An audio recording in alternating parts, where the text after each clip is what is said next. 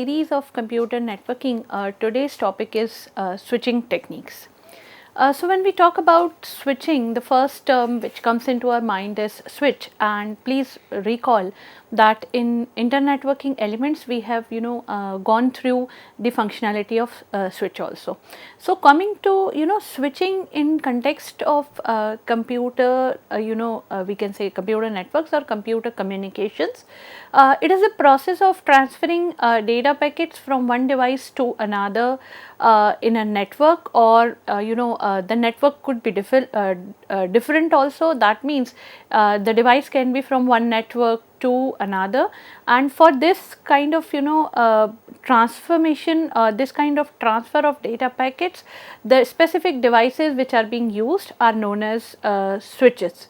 So when a computer user switching, when we talk about as an example, so a computer user experiences switching all the time. For example, if you are accessing any kind of web page for which you have given a request, then that request is processed through switching of data packets only, and your computer device is also requesting the web page, any web page which you want to open, and that is also happening with the help of switching.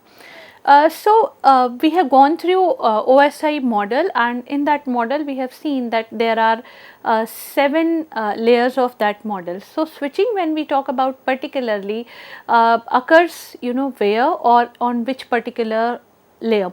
So switching takes place at the data link layer of this OSI model.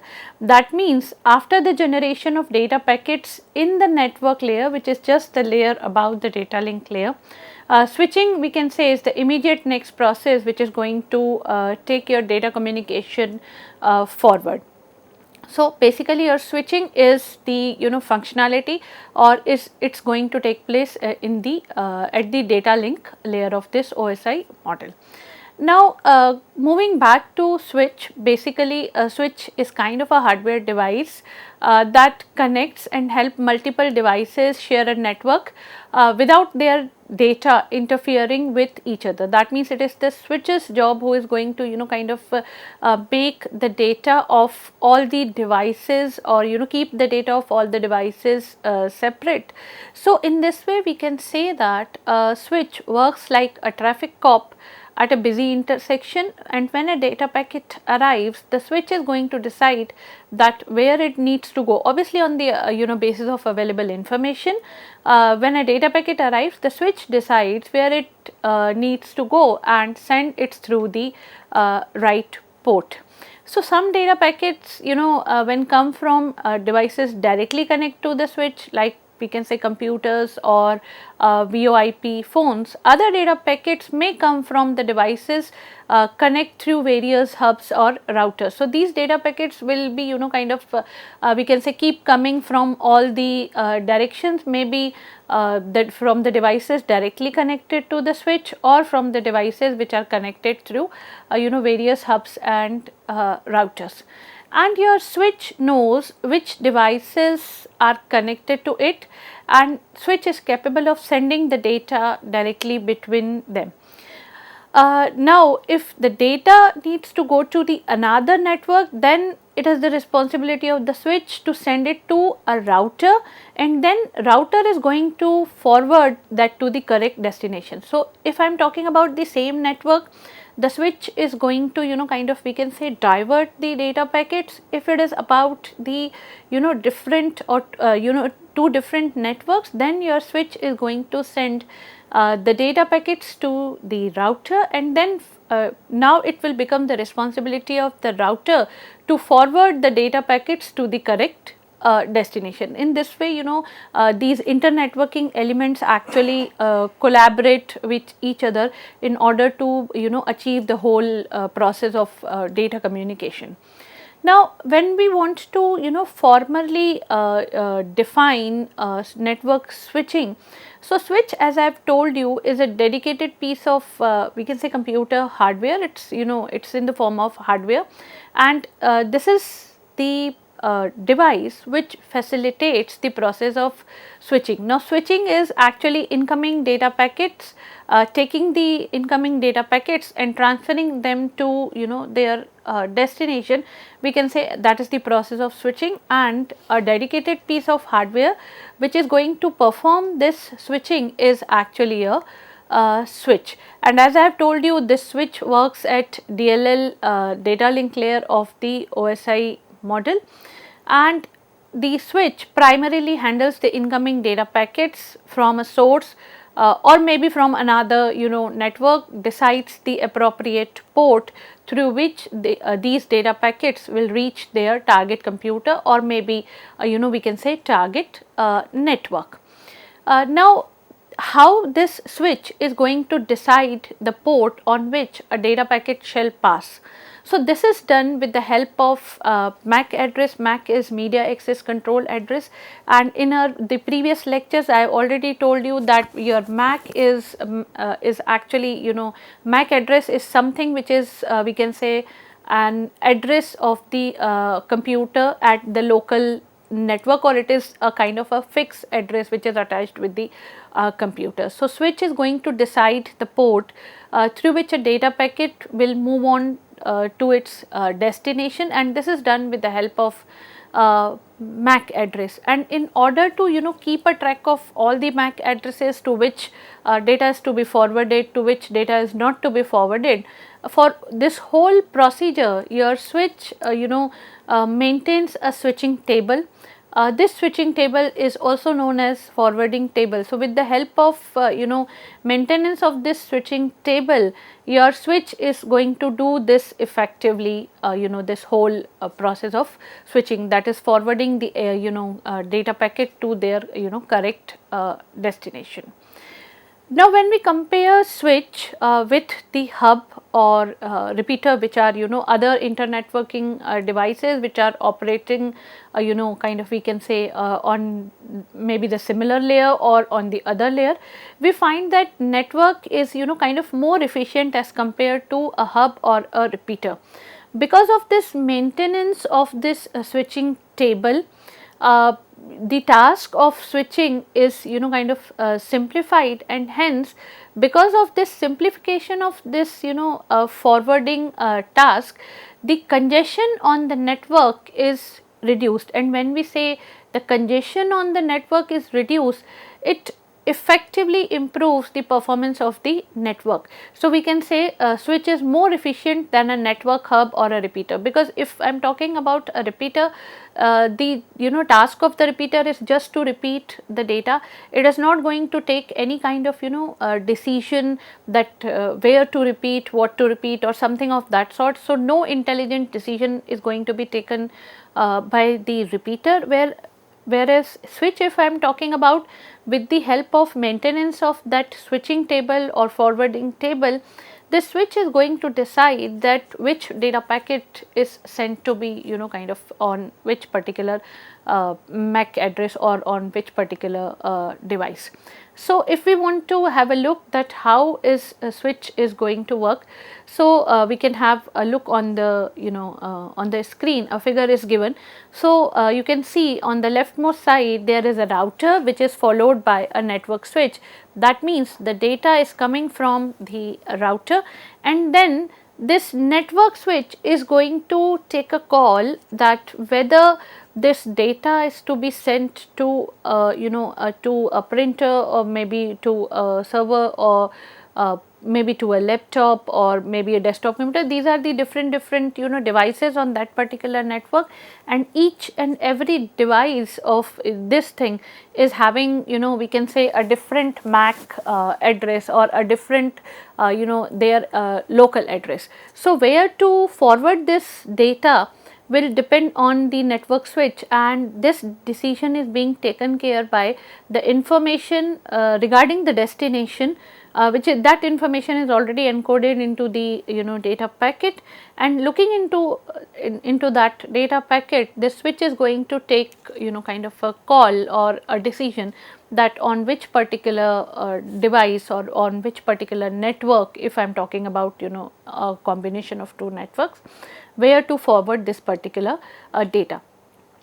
So in this way we can say, the switching is going to take place. So switching, if we want to look this process, if we want to have a look on this process in the form of, kind of individual steps, we can say.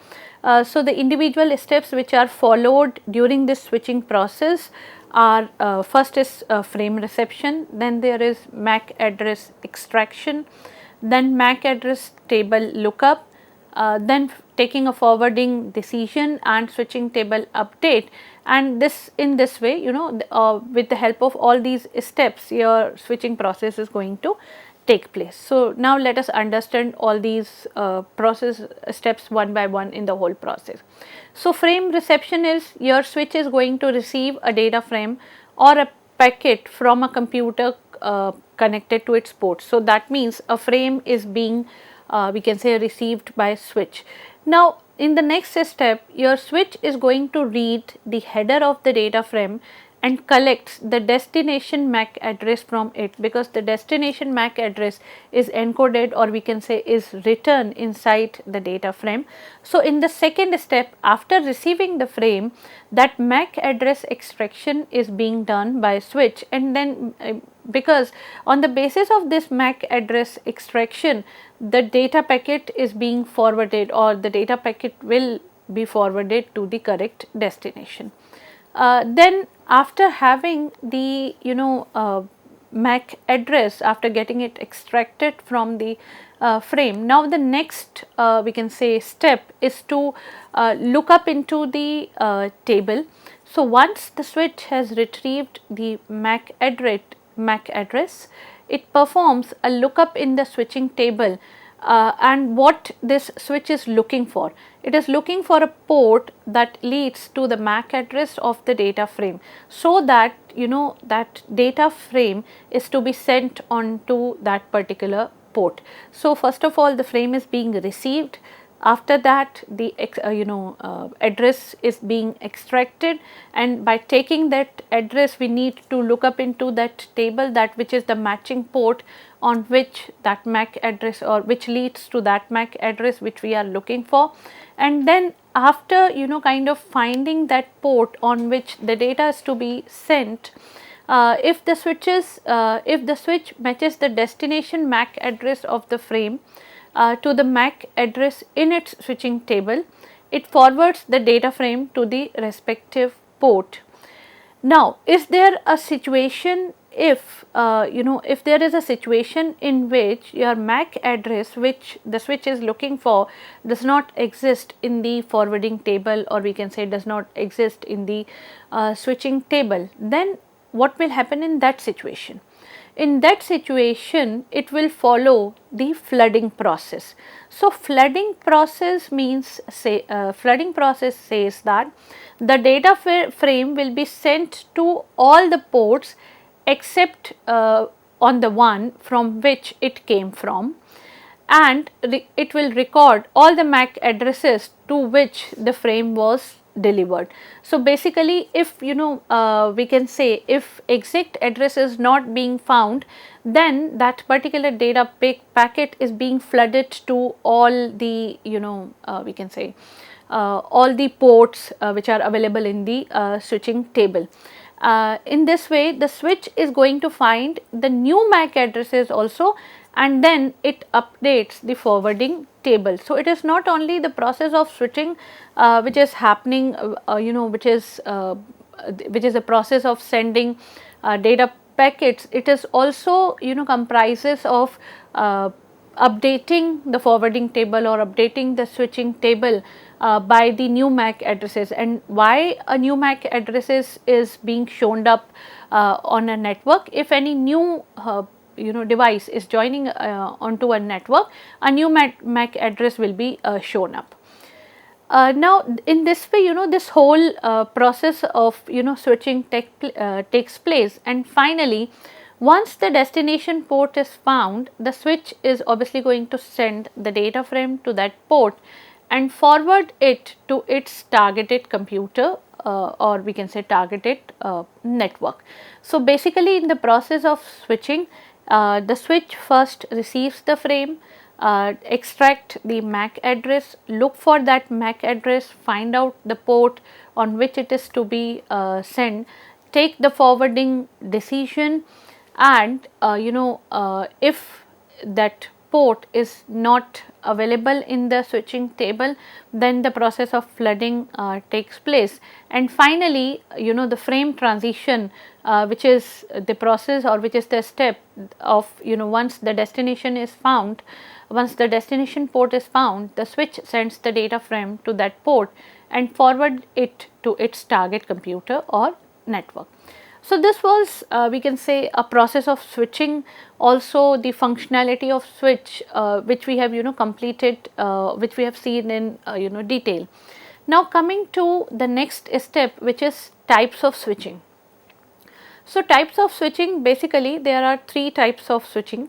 One is message switching, another one circuit switching, third one is packet switching. Now, this packet switching is again available in two forms, or in two types. One is datagram packet switching and next is virtual packet switching. Now, all these three techniques of switching are having their own kind of advantages, disadvantages, their own different key characteristics. So, we will be looking into all these switching techniques one by one. So, let us begin with message switching. So, if we want to have a look out on these types of switchings in the form of figure. So, we have a kind of a switching network, or we can say a switched network. Again, the switching technique is divided into three types: circuit switched network, we have a packet switched network also, then we have a message switched network too. And finally, this packet switched network is available in two forms, or available in two varieties, we can say. One is datagram switched network, another one is virtual switched network. So, with all these we can say types, let us move on to the exploration of all these types one at a time. So, let us begin with message switching. Message switching, if I am talking about, is an older switching techniques, which is nowadays, because of its disadvantages or because of its procedure, has become obsolete. In message switching techniques has become obsolete, that means it is no longer used anymore.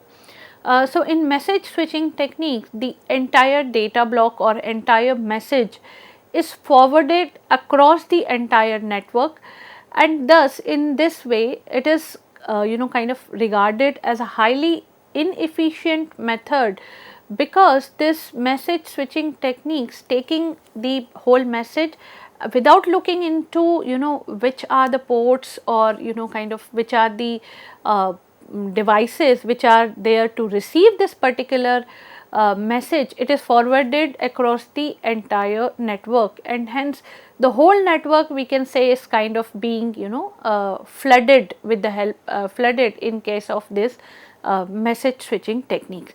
And in order to understand this message switching technique, we can we can have a look at the figure. So, there are kind of, let us say, two messages. Now, there can be one particular destination for which these messages are meant, and the whole network, we can say, is being kind of flooded in case of these messages. Now, what is happening in case of these kinds of, we can say, if it is inefficient, the entire message is being stored at each intermediate switching node before being forwarded to the next node in the path. So, nodes are storing the message, checking for the errors, and then forwarding it to the next node. So, basically this is, we can say, it is a kind of a method which we can also say it is a kind of store and forward technique. So, entire message is stored at each intermediate switching node. Please kind of we can say, pay attention to the words. Entire message is stored at each intermediate switching nodes before being forwarded to the next node in the path. Now, this is kind of a height of, we can say, inefficiency, because in other of the switching techniques, switching does not happen this way. Here nodes are going to store the message, each and every node is going to store the message, checking for the errors and then forwarding it to the next node. Now what are the when we talk about the key characteristics of this message switching technique, each message is treated as a separate entity with a particular destination address. So obviously destination address is there.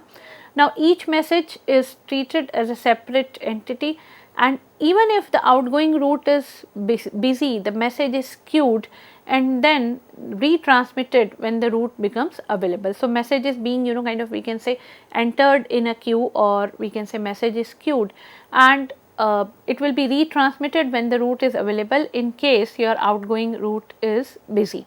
And I have already told you that this is often called a store and forward network. Now this store and forward network is although having some advantages which we are going to discuss, but much of the disadvantages also there. And because of these disadvantages, this message switching technique has been largely replaced by packet switching in general communication, but it is still used in some of the older or some of the network applications, but mostly this technique is nowadays no longer used. Now advantages of message switching techniques, if we can say, now one all the messages are being kind of sent to all the nodes, that means no need to have separate path. In this way several messages can be processed at a certain time. So yes, we are in a way we can say we are having efficient use of resources, because we are keeping every node busy, and as there is no kind of line or separate connection or a dedicated line which is going to be the agenda of the next switching techniques, it is not kind of having a dedicated connected line. So it is going to give messages to all the nodes. Signals are sent and received without setting up of a call. So node setup time is required. So setup time is essentially 0 because of every node is kept busy. Efficient use of resources we can say we are doing. Then there is flexibility in routing, because information can be rerouted also depending on the current conditions in the network. If the line is busy, then again the message is kind of retransmitted. So this gives the flexibility in the approach. But as I have already told you that this is highly inefficient method, because there are so many disadvantages attached with that. What are those disadvantages? First is higher latency. Now why the latency is high? Because messages are stored and forwarded at each intermediate node. So delays are bound to happen, we can say. Then there is a complexity in message reassembly, that it is a normal situation that a package will that a message will be sent as one package, but will arrive as separate packages because of the intermediate layers in between, and then we need to reconstruct it as one particular message at the destination or at the arrival location. So there can be some complexions in message reassembly. Latency obviously is high, and if there are a number of messages to a particular intended receiver in the network congestion may make the message to get delayed or even dropped at the intermediate nodes. So there is a potential for congestion. So if we talk about disadvantages, yes, we have a higher latency, we have complexity in message reassembly. Also this switching technique is a potential candidate for congestion also. So let me summarize this lecture. In this we have started with the concept of switching, Then we kind of looked into detail the functionality of switch and how this switching technique is switching process is going to take place in what all what all are the various steps. And then within the type of switching techniques, we have looked into one particular switching techniques, which is message switching, along with its key characteristics, advantages and disadvantages too.